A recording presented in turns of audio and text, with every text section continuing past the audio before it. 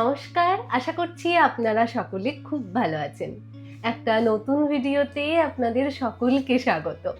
আজকে সকাল সকাল উঠেই স্নান করে নিয়েছি, কারণ আমাদের আজকে একটা ইনভিটেশন রয়েছে। একটু তাড়াহুড়োর মধ্যে রয়েছি, তো রেডি হতে হতে কথা বলা যাক। চলুন, এই যে আমি আজকের ইনভিটেশনের জন্য এই জামাটা পরবো। এটা সেই ভাইফোঁটার সময় আমার ছোট্ট ভাই আমাকে দিয়েছিল, তো আজকে এই কুর্তিটাই পরবো। আর তার সাথে আমি চুড়ি অলরেডি পরে নিয়েছি, আর এই চুড়িগুলো পরবো, এগুলো গলিয়েই নি। আমি মুখে খুব একটা মেকআপ করব না, এখন আমি মুখে একটু ময়েশ্চারাইজার মেখে রয়েছি। তো জাস্ট একটু সানস্ক্রিন আর একটা ব্রাইটনেস ক্রিম, ব্যাস ওই অবধি। আগের দিনের ভিডিওতে আপনারা অনেকেই জিজ্ঞাসা করেছিলেন যে এই টিন্টেড সানস্ক্রিনটা ব্যবহার করবার পর কীরকম রেজাল্ট পেলাম, তো ভাবলাম আজকে একটু মেখে দেখানোই যাক। আমার মুখে এখন শুধুমাত্র ময়েশ্চারাইজার লাগানো রয়েছে, আর ঠোঁটে একটু লিপ বাম আছে, তার উপরই আমি এটা অ্যাপ্লাই করছি। খুব বেশি করব না, কারণ বেশি ফাউন্ডেশন বা বেশি কনসিলার জাতীয় কিছু জিনিস আমার অতটা পছন্দের না। তো এই অল্প পরিমাণে আজকে সব নতুন নতুন প্রোডাক্টগুলো আপনাদের ইউজ করে দেখাবো। এই যে আগের দিনের যে ব্রাউ পেন্সিলটা আমি কিনেছিলাম, এটাও একটু ব্যবহার করি আজকে। আপনারা আমার বিয়েবাড়ির মেকআপের ভিডিওগুলো দেখবার পর বলেছিলেন একটা আইব্রো পেন্সিল ব্যবহার করতে, নাহলে আইব্রোটা বড্ড ফাঁকা ফাঁকা লাগে।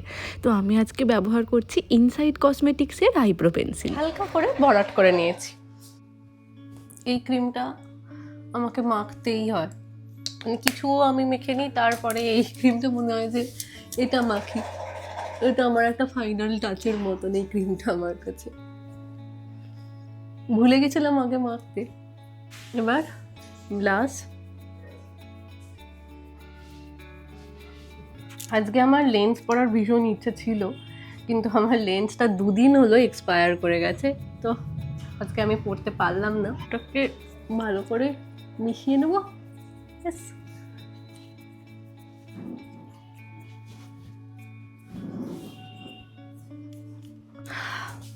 হয়ে গেছে। এবার আইলাইনার পরে নিই। তাড়াতাড়ি করছি আমি আসলে।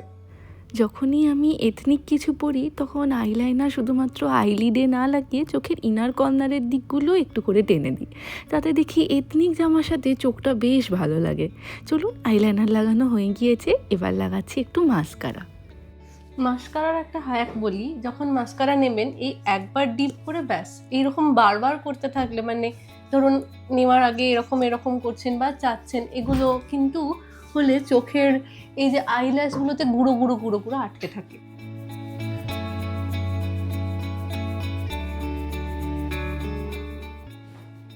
আমি প্রায় রেডি। ও, তুমিও রেডি হয়ে গেছো? হ্যাঁ, আমি এবার শুধু ড্রেসটা পরবো। নিচে মামনিও রেডি হচ্ছে। মামনি আজকে খুব সুন্দর একটা শাড়ি পরছে। চুলগুলো আগে কত ভালো ছিল, যত বয়স হচ্ছে চুলগুলো যেন বয়স হয়ে যাচ্ছে।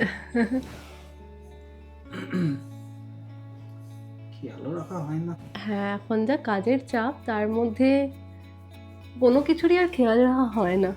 আমরা রেডি হয়ে গিয়ে বেরিয়ে পড়ছি। ওই যে মামনি, দাঁড়ান একবার মামনিকে দেখিয়ে, দারুণ লাগছে।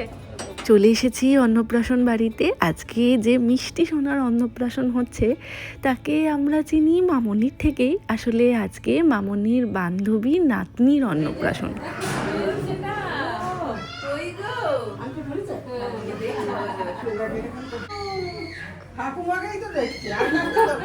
লাল জামাতে যে পুচকিকে দেখলেন, ও হচ্ছে তানিষ্কা। আজকে ওকে ঘিরেই সমস্ত আনন্দ অনুষ্ঠান। রাজারা যখন পুলিশ লাইন কোয়ার্টারে থাকতো তখন থেকেই এই জেঠিমার সাথে মামনির পরিচয়। তারপর সকলে আলাদা আলাদা জায়গায় বাড়ি বানিয়ে নিলেও এই বন্ধুত্ব কিন্তু একেবারেই অটুট ছিল। তাছাড়া যখন রাজা কোভিডের সময়ে সাইকেল গ্রুপে ছিল, তো সেই সময় সঞ্জয় দা মানে তানিষ্কার বাবাও একই সাইকেল গ্রুপেই ছিলেন। তো সেই থেকে আমাদের এই ফ্যামিলি বন্ডিংটা আরও অনেকটা স্ট্রং হয়ে গিয়েছে।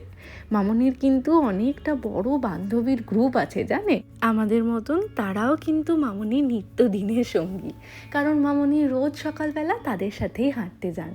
আসলে দরকারও জানেন, একটা বয়সের পর যখন ছেলেমেয়েরা বড় হয়ে যায়, তারা নিজেদের জীবন নিয়ে ব্যস্ত হয়ে পড়ে, তখন বাবা মারা খুব একা হয়ে পড়ে। তো সেই সময় দরকার এরকম বন্ধুত্বেরও। এই যে আমরা কাজে ব্যস্ত থাকলেও মামনি যদি কোথাও যেতে ইচ্ছা করে, তাহলে এই বন্ধু গ্রুপের সাথেই মামনি বেরিয়ে পড়ে। বা ধরুন সকালবেলা গিয়ে একটু সুখ দুঃখের কথা বলেও অনেকটা মনটা ফ্রেশ লাগে। চলে এসেছি খাবার প্যান্ডেলে, আর এখন ঘড়িতে দুপুর 2:30 বাজে। মেদিনীপুরের যে কোনো অনুষ্ঠানেই দেখি মেনু কার্ডের মধ্যে কিন্তু ভাত, ডাল, পোস্ত এটা থাকবেই, সে যে কোনো ধরনেরই পোস্ত হোক না কেন। আর আমি তো পোস্ত খেতে ভালোবাসি, আমার আবার এই কনসেপ্টটা বেশ ভালো লাগে। তো আজকের মেনু কার্ড ছিল অনেক লম্বা। শুরুতেই ছিল মটরশুঁটির কচুরি, চানা পনির, তারপর বাসন্তী পোলাও, চিকেন কষা, তারপর ভাত, ডাল, পোস্ত আর মাটন কষা। আমি তো মাটন খাই না, তো সেই জন্য দই কাতলা, আর সবশেষে চাটনি, পাঁপড় আর 2 রকমের মিষ্টি। আর এই হচ্ছে মামনির বান্ধবী গ্রুপ, আর তার সাথে সঞ্জয়দার পরিবারের মানুষজন। চলুন এবার ফেরার পালা। ঘড়িতে এখন দুপুর 3:30।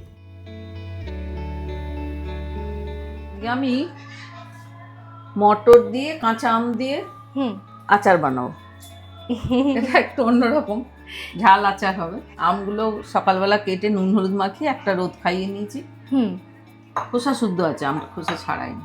1 বাটি রসুন আছে, 1 বাটি আদা কুচি, একটু কাঁচা হলুদের কুচো, আচ্ছা 1 বাটি মটর সেদ্ধ করা, সেদ্ধ করে ঠান্ডা করে নিয়েছি, এই যে সেদ্ধ, আর পাকা লঙ্কা 1 বাটি। আমি এই মশলাটা আগে ভেজে নেব, এই গুঁড়ো মশলাটা মাখাবো ওতে। আচ্ছা, এটা ভেজে গুঁড়ো করে নেবে? ভেজে আধ ভাঙা করে নেবো। আচ্ছা আচ্ছা। আর শুকনো লঙ্কাটা 2-1টা ভেজে আগে একটু তুলে নেবো, কারণ এই মশলাটা আমার একটু অন্য জিনিসে ব্যবহার করব। এই কোনো সময় রায়তা টায়তা করলাম বা কিছু, এটা আমার কাজে লাগে আর একটু ভেজে করে রাখলে পরে সুবিধা হয়। এখানে বাকি মশলাগুলো এবার দেবো। প্রথমে দেবো ধনে, তারপরে মৌরি। প্রথমে এইগুলোকে আগে ভেজে নিতে হবে, তাই? খুব ভেজে নেবো না, মানে হালকা নাড়ার পরে দেবো, কারণ এগুলো হতে একটু সময় লাগে। আচ্ছা, ওই জন্য প্রথমে দিলাম। হ্যাঁ, ওই জন্য প্রথমে। মেথি, তার সাথে লঙ্কাটা দেবো, সর্ষে। আমি খুব কালো করে ভাজবো না মশলাটা, আচ্ছা, হালকা সেন্ট বেরোলেই নামিয়ে দেবো। আমি রসুনটা একটু ভেজে নেবো হালকা, একদম যাতে কাঁচা ভাবটা চলে যায়। আর একটু যদি জলও থাকে তাহলে জলটা শুকিয়ে যাবে। হয়ে গেছে, লাল হবে না, শুধু কাঁচা ভাবটা যাবে। আচ্ছা, এবার আদাটা ভেজে নেবো। আদাটাও আমি সরু সরু করে কেটে ধুয়ে রেখেছি। ভেজে নেওয়া মানে ওই 1 থেকে 2 মিনিট হয়, শুধু কাঁচা গন্ধটা চলে যাবে। এর সাথে হলুদ কেটে রেখেছি, কাঁচা হলুদ, এটা একটু দিই, রংটাও সুন্দর আসবে আর শরীরের জন্যও ভালো। একটু কাঁচা ভাবটা না কাটিয়ে নিলে জল জল ভাবটা থাকলে আচারটা নষ্ট। আচ্ছা। মামনি প্রথম যখন নতুন কিছু তৈরি করে, তখন আগে অল্প পরিমাণ তৈরি করে দেখে আগে সেটা খেতে ভালো লাগছে কি না।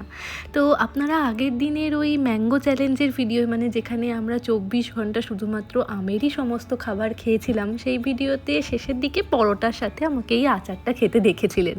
অনেকে রেসিপিও চেয়েছিলেন, কিন্তু তখন মামনি ট্রাই করে দেখেছিল কীরকম লাগে। আমাদের এত ভালো লেগেছিল, তাই মামনি আজকে বেশি পরিমাণেই এটা তৈরি করছে। এমনিতেও আমাদের বাড়িতে একটু পরোটা খাওয়ার চলটা বেশি, আর সব সময় পরোটার সাথে তরি তরকারি খেতেও ভালো লাগে না জানেন, তাই মাঝে মধ্যে এরকম একটা আচার হলে কিন্তু মন্দ হয় না। 2 চামচ চিনি দিয়ে দেবো, না দিলেও হয়, মানে আমার খালি খুব টকটা আমরা আবার খেতে পারি না, একটু টক মিষ্টিটাই ভালো লাগে। এটা আছে, এইটা নুন আমার আমে একটু মাখানো ছিল, বাকি সবজিগুলোর জন্য একটু নুন, বিট নুন, ব্যাস। ভালো করে মাখিয়ে নিয়ে জারে ভরে দেবো। গন্ধটাতেই আমার জিভে জল আসছে মামনি। একটা আচার প্লাস যেমন ঘুগনির সময় মটরগুলোর গন্ধ ছাড়ে সেই রকম সব মিলিয়ে একটা দারুণ গন্ধ আসছে, চাটের মতন পুরো। এটা কিন্তু সম্পূর্ণ ইউনিক একটা আচার তুমি আজকে করছো, মানে তুমি এবারে করছো। এবারে একটু আলাদা করছি। প্রত্যেকবারে চিরাচরিত যে আচারগুলো হয় সেগুলোও এবারে আমাদের বাড়িতে হবে, হচ্ছেও। একটা নতুনত্ব একটু করছি, এটা রুটি হ্যাঁ। ফুটি দিয়ে খাওয়া, ভাতেও খাওয়া যাবে। ওদিকে তেলটাও গরম হয়ে গিয়েছে, মামনি গ্যাস বন্ধ করে দিয়েছে। ওটা একটু ঠান্ডা হলে এই আচারের বয়ামের মধ্যে দিয়ে দেওয়া হবে। হুম। আর এটা কি ফ্রিজে রাখতে হবে না বাইরে না, রেখেও? এখন বাইরেই থাকবে। আচ্ছা। তেলটা যদি ওপর থাকে সেই আচার খারাপ হবে না। তেলটা বেশি লাগে, তেল আছে, চুপচুপা হয়েই আছে মোটামুটি। গোটা বাড়ি এই নতুন ধরনের আচারের গন্ধে একেবারে মোমো করছে। চলুন আজকের ভিডিওটা তাহলে এখানেই শেষ করছি। আজ তাহলে আসি, আবার আসবো নতুন একটা ভিডিও নিয়ে। ততক্ষণ সকলে সুস্থ থাকবেন, সচেতন থাকবেন আর সকলের খেয়াল রাখবেন।